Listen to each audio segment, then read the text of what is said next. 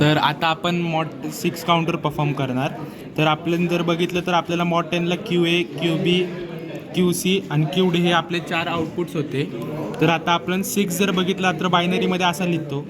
हा झाला 6 आपला 4 + 2 = 6. सो हा झाला 6. तर आता QB आणि QC हे 4 + 2 = 6 होतं. तर आपल्याला मॉड 6 करायचं आहे. तर आपण काय करणार आता QB आणि QC ह्याचा आपण अँड गेटला देणार. अँड गेटला देणार आणि अँड गेटचे जे आउटपुट आहे ते एकच आउटपुट दोघांना R3ला R1ला सुद्धा देणार आणि R2ला सुद्धा देणार. मॉड 10साठी जर बघितलं तर R1 आणि R2 आपण ग्राउंड केलते. पण आता आपण काय करतोय QB आणि QCचं अँडिंग करून R1 आणि R2ला देतोय. तर आता वरती करू द्या. तर आता इथं जर बघितलं आपण तर 7490 म्हणजे आपलं काउंटरचा IC आणि अँडचा IC हे दोन्ही IC आपण आता इथं लावलेले आहेत. तर आता आपण काय करू आधी परत सगळा पिन डायग्राम लावून घेऊ. म्हणजे आता आपण पिन डायग्राम जर बघितला परत तर डायग्राम अनुसार आपल्याला आता क्लॉक सिक्वेन्शियल मॉड 6 करू. तर आपण क्लॉक ए हा इथं देतो परत पल्सरला. त्यानंतर ना आपण काय करू बाकी सगळे आधी लावून घेऊ QA, QB, QC, QD. तर हा आपला झाला 12. हा आपण QAला देणार. त्यानंतर ना तर आता आपण काय केलं तर QA लावून घेतलं होतं 12ला. आता आपण QD लावू 11ला. QD आहे.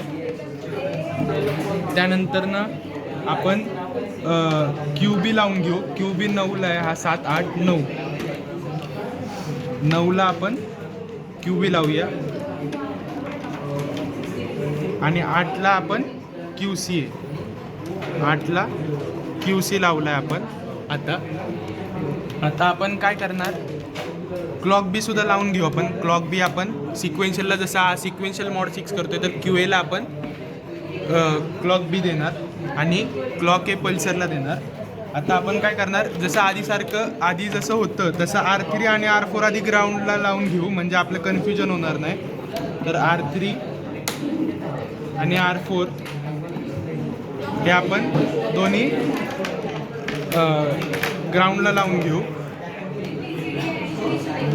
तर ग्राउंडला आपण दोन्ही लावून घेऊ R3 आणि R4. आता आपण VCC आणि ग्राउंड लावून घेऊ मेन जे ICचं आहे ते. सो 10ला आपण हा 5 झाला, 6 झाला, 7 झाला. तर आपण समोर येतो 8साठी 8, 9 आणि 10. तर आपण 10ला आपलं ग्राउंड आहे आणि 10ला ग्राउंड आहे आणि 5ला जो आहे तो आपण VCCला लावणार आहे.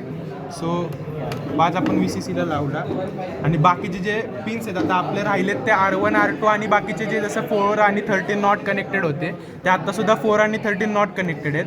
पण आपल्याला आता R1 आणि R2 लावायचे आहेत. तर आता आपण काय करणार इथं जर बघितलं तर आपण QB आणि QC आपण मॉड 6 करतोय म्हणून इथं जे QB आणि QC आहे त्या दोघांचं आपण एंडिंग करणार होतो इकडं. तर आता आपण इथून QB घेऊया. हा आपला QB होता आणि QC घेऊया. हा आपला QC झाला. या दोघांचं आपण एंडिंग केलं. आता त्याचं जे आउटपुट आहे ते आपण सेम आउटपुट हे R1ला सुद्धा देतोय इथं.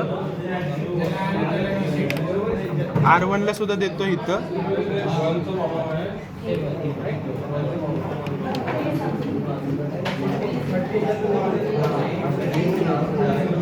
आणि R2ला सुद्धा आपण हेच आउटपुट देतोय.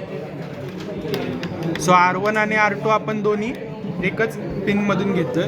आता हे आपलं मॉड 6 काउंटर